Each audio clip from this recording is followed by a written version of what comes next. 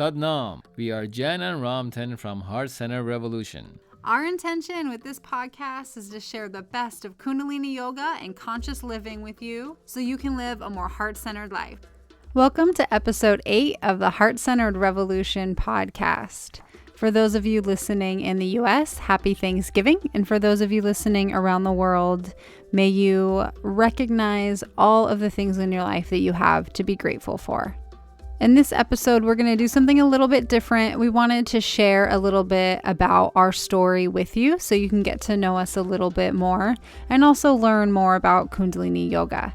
And so in this episode, instead of having a class recording, Ramtin and I are going to actually interview each other. And we're going to answer the questions: how did we find Kundalini Yoga? What was it about Kundalini Yoga that got us hooked? And then how did we decide to do teacher training? Then I will lead you through a short 3-minute pranayam that is made to energize you and uplift your spirit. So stick around to the end for that. And we will hop into the interview that we did. Okay, Ramtin, we'll start with you. What was your journey to finding Kundalini Yoga? Well, as we say, really the energy of Kundalini Yoga attracts you and finds you in a way. I was, as I remember, going through some ups and downs in my life, and I was looking for answers, as I always been, and all at the same time that I was studying and learning about myself, about the mind, about spirituality. At the time, I was kind of struggling with this new business that I opened, and when you have those issues in life, the ups and downs, and makes you to go within and really rethink what you're doing in life, what you want to accomplish. And at the time, I remember I had that monkey mind going, couldn't think straight.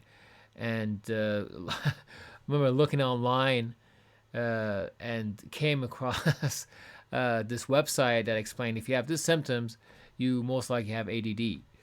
And I went and saw a psychiatrist, prescribed some Ritalin for me. And I was thinking to myself, I'm not going to take this. There's no way I'm going to do this for the rest of my life, taking this pill. So I again started looking online for other answers, alternative ways of at the time that I believed that I did have this ADD issue.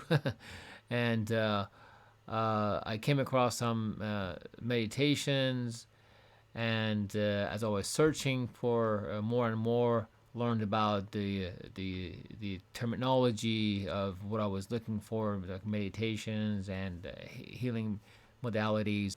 I found Hay House Radio, which is an online radio that brings many authors, healers, and other experts online about spirituality and healing and so forth. So in that show, and part of that Hay House programming, a yogi named Dr. Dharma Singh Khalsa, who has written many books, and he's a MD and a researcher that has many publications about how meditation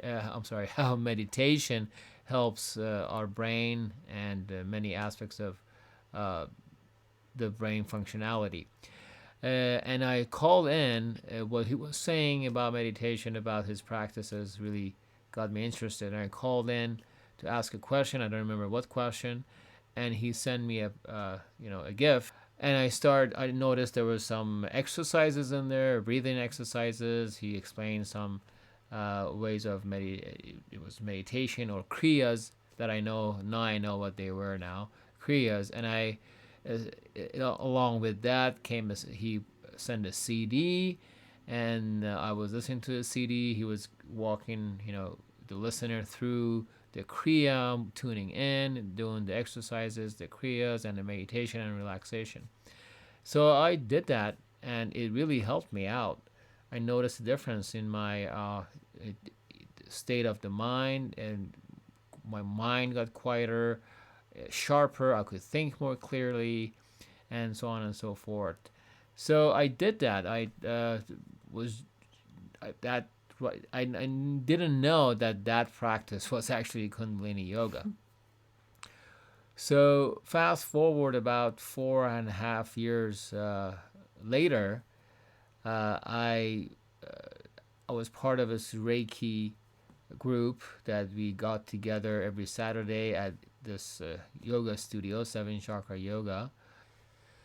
So again, I didn't start taking classes, yoga classes, right away at that time, and it took me about a year, and it was on the back of my mind to kind of try some kind of yoga classes.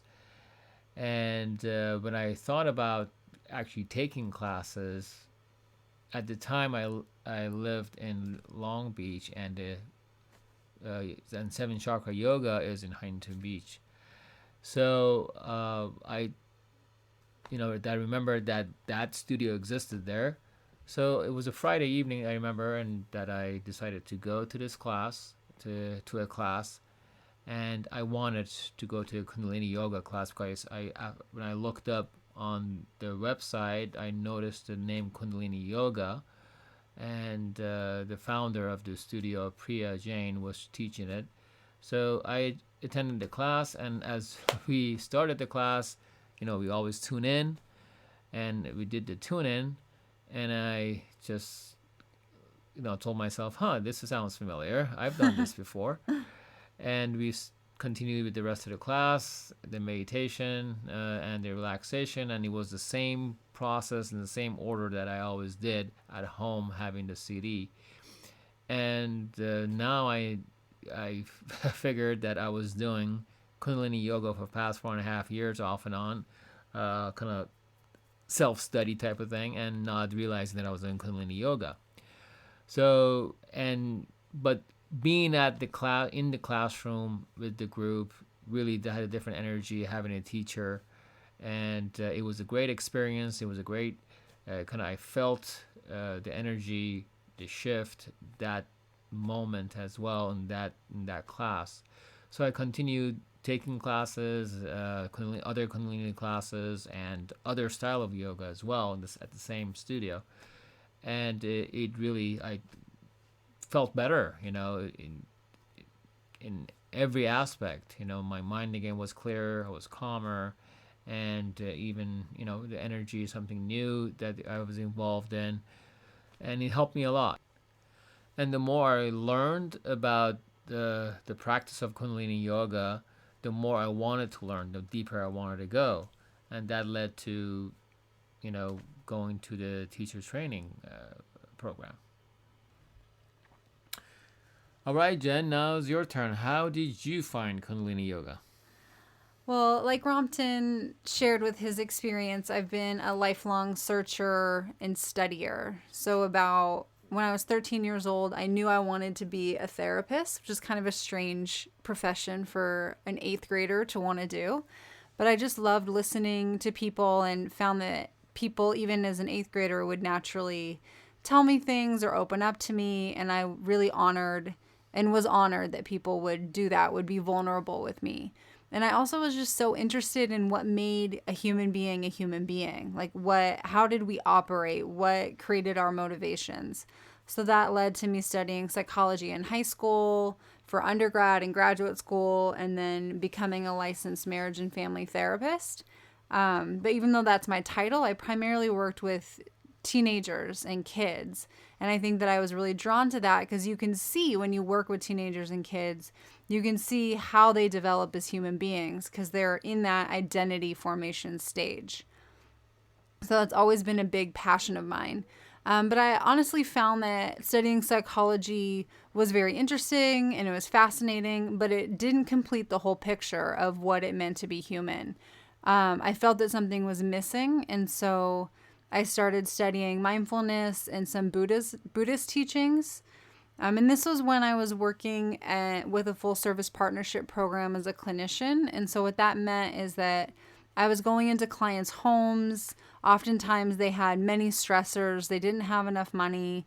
There would be, multiple people or even multiple families living in a 1 or 2 bedroom apartment. There was often a history of trauma going on. Like, it was very, very rewarding, but very heavy work. And so I needed an outlet. And so I would work out and had done some vinyasa yoga. But I was looking for a way to be able to continue to do what I loved, but also be able to manage and process the energy, because it was starting to wear on me. Like, I would want to go to bed early, and I would feel tense in my body. I would start holding tension in my cheeks, and that was all really unusual for me, because I'm usually a pretty laid back person. But I was taking on too much of the energy. And so my friend Angela, well, she's still my friend, but at the time she had just started taking Kundalini Yoga at the gym that she was a part of. And so she knew me very well and knew that I was a seeker. And she invited me to one of the Kundalini Yoga classes. And I'll never forget, she was trying to like preempt for me that it was kind of strange and that you chant, but not to feel uncomfortable, that it was like a safe space, was basically what she was saying. So I was actually kind of nervous going in, and I will never forget just feeling uncomfortable chanting and using my voice, but then also being consciously aware that that's ridiculous. Like, it's silly. Like, that's something that I should work on, to, like, I shouldn't be afraid to use my voice. But I was intimidated by the group and by the practice. But even with that intimidation, I felt so light and free, and like I was floating, and I felt aligned and balanced even after just that one class. I'm pretty sensitive to energy, so I felt a huge shift in just that one class. So I started going twice a day, or no, I'm sorry, not twice a day. I started going twice a week at a gym, and I joined that gym so that I could go. And as I took more classes, it became clear that there was this whole teaching, this whole structure of wisdom and like an understanding of what it means to be human behind the actual practice that you get at a class. So you go to class and they teach you the kriyas and the meditations and the pranayams, but the teacher would like let off little hints, like little quotes or pieces of information or wisdom that just left me wanting more. And so I wanted to study that and deepen my understanding of what it meant to be human. So I decided to do the teacher training for Kundalini Yoga. And they obviously didn't do teacher training at the gym. So I did my research and found there's a couple studios in Southern California that do them. And I found 7th Chakra Yoga. And it seems like this episode's like a commercial for 7th Chakra Yoga, but that just happens to be our path. So I found 7th Chakra Yoga. And I also went to a Friday night class, and Priya was there when I walked in. And so I took her class because I wanted to get a feel of what teacher training would be like. And it just felt like home. So I followed my intuition there. And then it felt so comfortable that I signed up for the teacher training. I chose to do it there. And so that is my story of how I came to Kundalini Yoga and to teacher training. All right, Ramtin, second question for you. What got you hooked on Kundalini Yoga? Well, in every, when you go to any through any course or, any yoga class, any type of class, the teacher makes a difference, obviously. How it's taught and how you resonate with the teaching style and the teacher. So, I guess one aspect was the heart-centeredness of the teachers that at the studio, and like you mentioned, like Jen mentioned about teachers, mentioning a certain quote or little, teachings of their own wisdom, or as we know, this teaching of Kundalini Yoga is as taught by Yogi Bhajan, quotes from Yogi Bhajan. It got me more and more interested to learn more about the teachings of Yogi Bhajan, about who he is. And I kind of did my own research on that, and you know, went on YouTube, saw some videos. There are other websites like 3ho.org that you could find out more about the teachings and the philosophy behind it. And again, as I mentioned before, the more I learned, the more I resonated with the philosophy. And it really is the very pure, heart-centered, and true truth. It's about truth. The teachings are. It really gives us what we need to learn about every aspect of who we are as a human being, and kind of you know let be able to let go of our old belief systems, that the dogma that comes with certain belief systems that we may carry with us and bring that take with us to the present moment.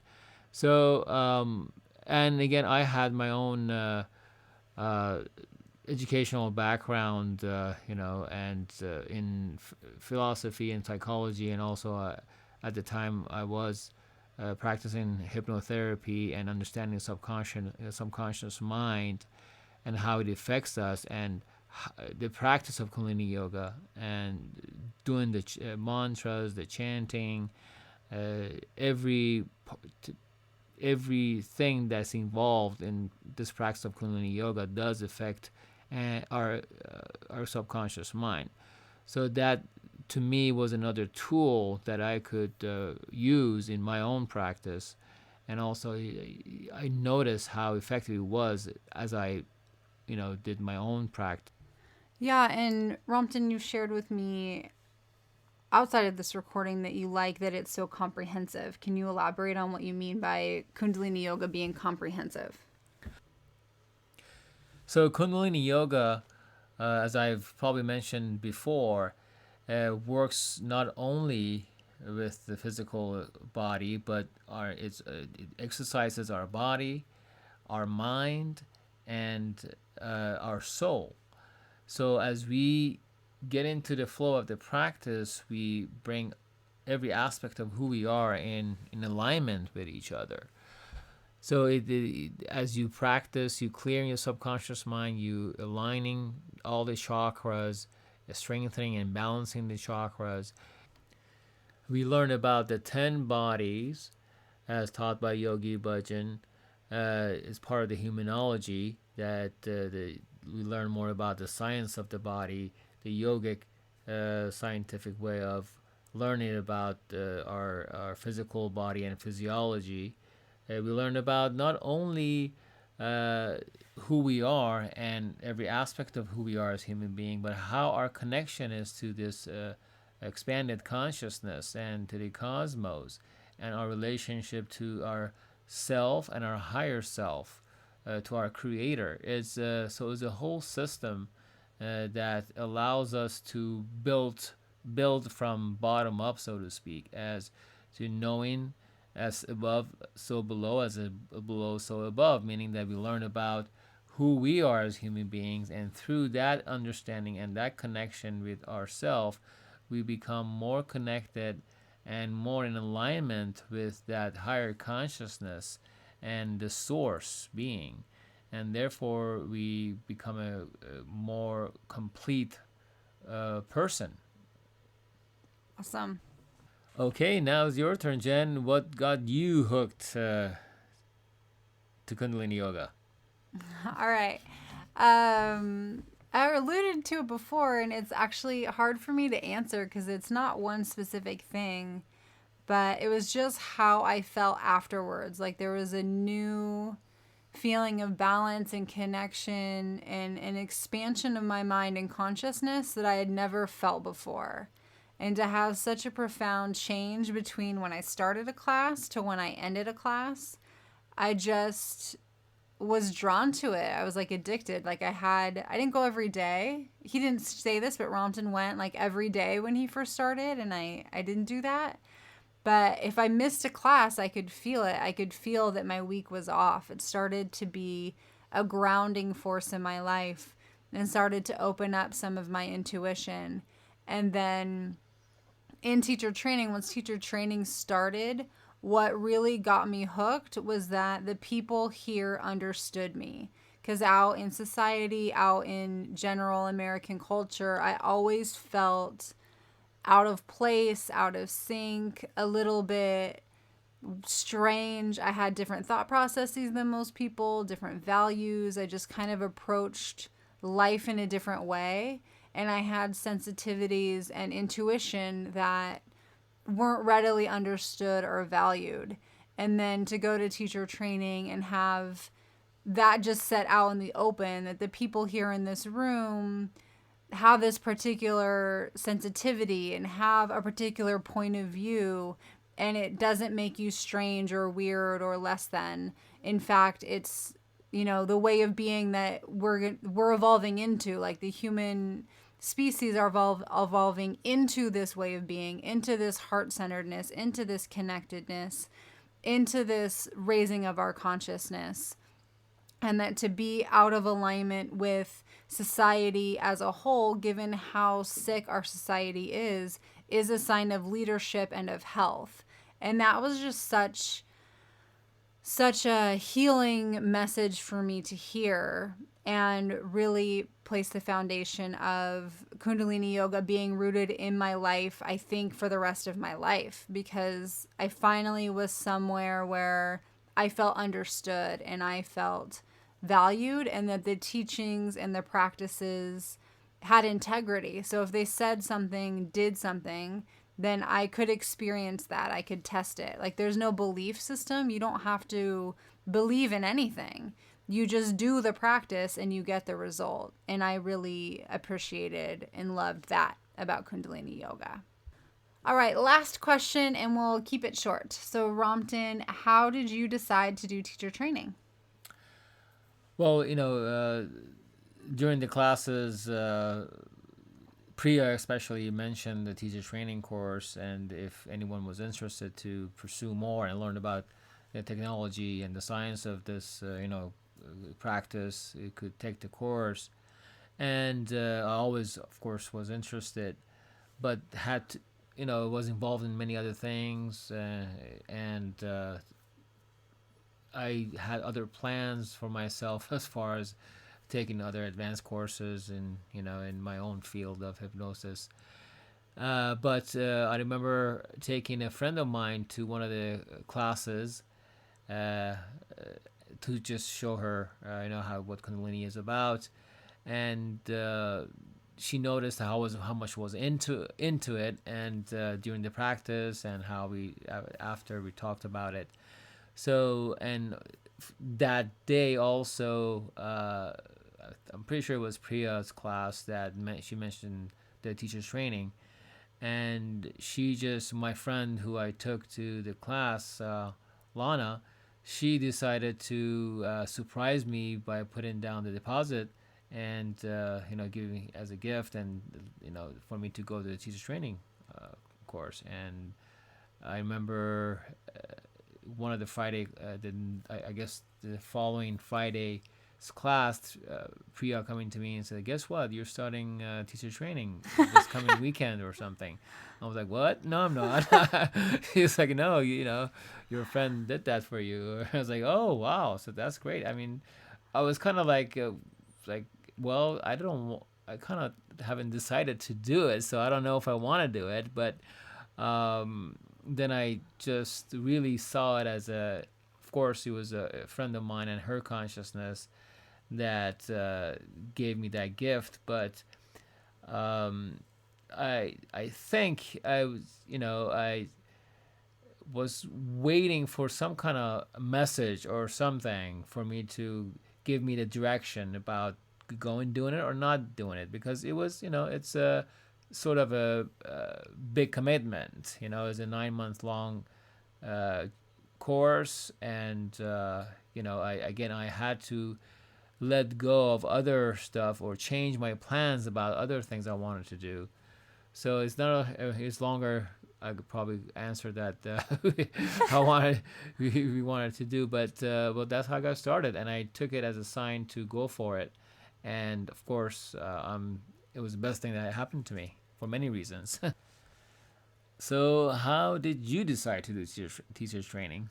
Well, I kind of already answered this question in the first one, but it was just wanting to continue my own practice. And it was my personal development. Like, I didn't start, as most people do, I didn't actually start teacher training with the ambition to teach. I just wanted to deepen my practice and really understand more about what Kundalini Yoga was and what this technology had to share. So I was looking at it from a personal development point of view. And around that time, I was single at the time, and I was living by myself, and I was kind of moving from, going out a lot and partying a lot to not doing those things. And I needed something to fill that void. I needed something it's kind of like I had a vacuum and I needed something to put there. And Kundalini Yoga happened to be it, and it was the perfect fit. And I believe that it was meant to be, given how much my life has changed since doing teacher training. I just can't imagine my life without it. I feel like a different person from before teacher training to after. So that's how I decided to do teacher training. And that is it for our episode about how we found and fell for Kundalini Yoga. Thank you for listening and getting to know us and Kundalini a little bit more. Thank you. Our pranayam for today is a 4-part segmented inhale and then 1 complete exhale. I'll guide you through it, but just know that this ratio of segmenting the inhale and exhale is a very healing breath. It provides an increase in energy and can be uplifting. So it's a great one to do for the holidays. So if you're in a place where you can, come seated, cross-legged. You can rest your hands on your knees. Close your eyes. Focus at the third eye. Take an inhale. Lift your spine up tall. Exhale, relax your shoulders down. Take a couple of breaths here just to find center.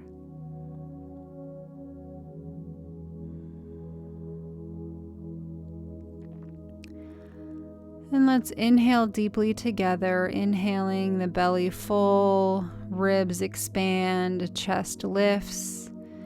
Exhaling, chest, ribs, and then belly compress. Let's take 2 more breaths like this, inhaling and exhaling.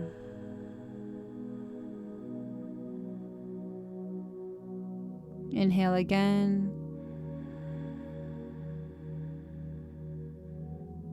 And then exhale.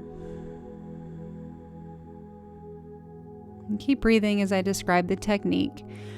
So with this breathing practice, we're going to segment the breath. So we're going to break the inhale into 4 equal segments that have a distinct beginning and end with a very brief pause in between. So it'll sound something like this. And then we'll exhale in 1 long, regular exhale. Inhale 4 sniffs. Exhale completely.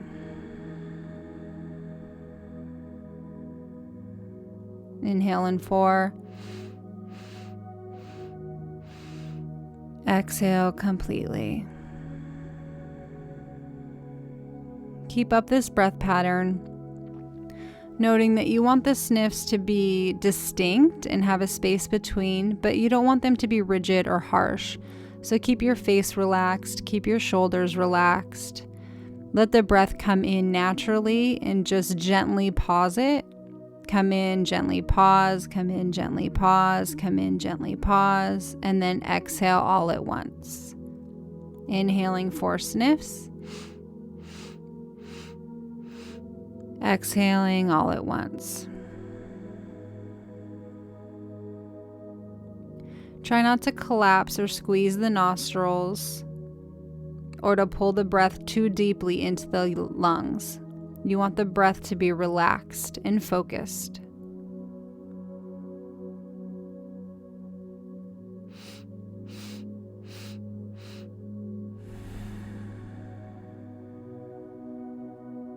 Bring your attention to the feel of the breath along the air passages and the motion of your diaphragm as you breathe. We'll do just a few more, inhaling in 4 distinct breaths. Exhaling all at once. Inhaling and exhaling.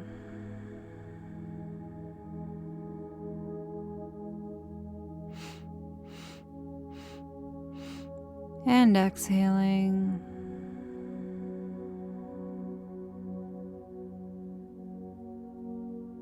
Let's take a deep inhale together. Suspend the breath.